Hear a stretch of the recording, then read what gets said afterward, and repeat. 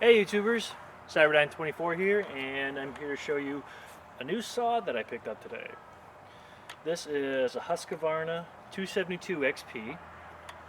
It's in the 72cc range. As you can see right here, it's sporting a 20-inch Oregon bar with a 20-inch steel RSC chain. Let me show you a few other. Let me get the camera up here so I can show you a few more specifics of it.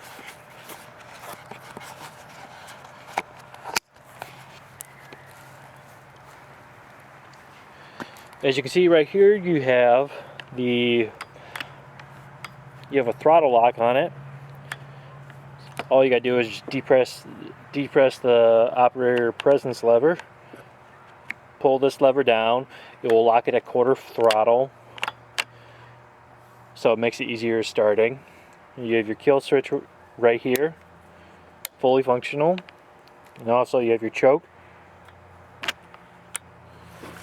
And if we turn over to the clutch cover side, as you see this little blue button, this is a decompression valve. This makes it for really easy starting. All you gotta do, push that valve down, and it gives you so much easier pulling on these high compression saws. Once the saw fires, button kicks out, and it's ready to go.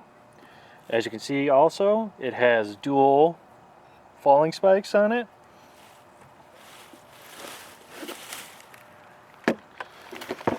And to adjust the tension on this chain, all you have to do is go over here to the side, adjust the two bar nuts up here and here, and right over here inside this inner dog is the tensioning screw.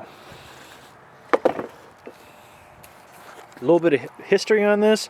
A friend of mine who has a tree service, he bought this saw a couple years ago.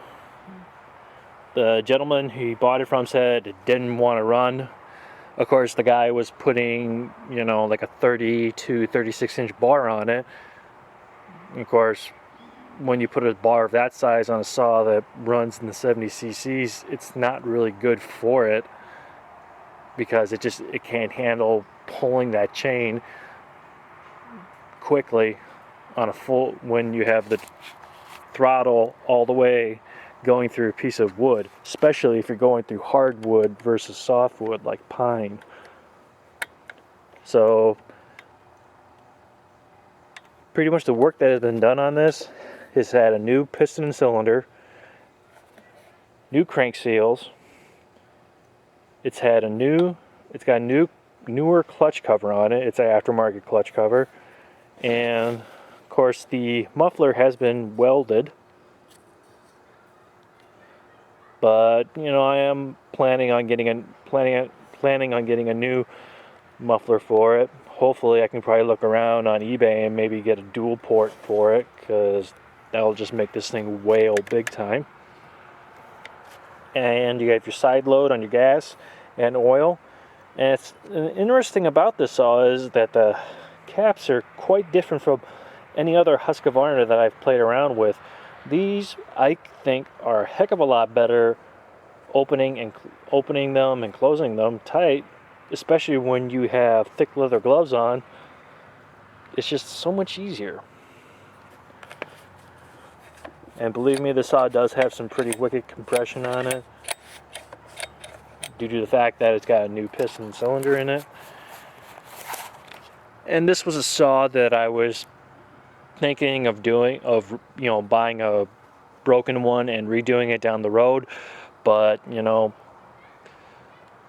while I was getting my 288 looked at by my friend, I saw this on the floor, and I said, doesn't look like you're using the saw. He's like, no, I'm not. I bought it, fixed it up, have no use for it.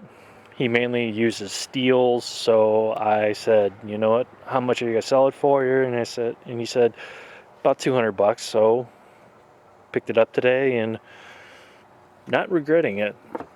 I think it's gonna be a really nice saw for the collection, because as you can see, they do not make these saws anymore.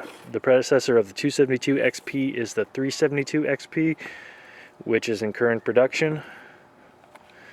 And those, I mean, you're looking at a saw that probably, with a 20-inch bar, you'd probably be looking at close to $1,000 right there for a brand new 372 XP. So $200 isn't that bad. Plus also, as I know, mechanically wise, it's in great shape. And since I'm not a professional I don't have a professional tree service, I'm not going to be doing a whole lot of cutting with it. It's mainly just for my collection. And hopefully tomorrow I will be able to make a video and show how well this thing cuts.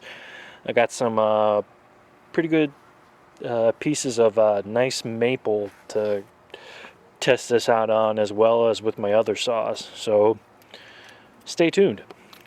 Thank you, YouTubers. You have a great day.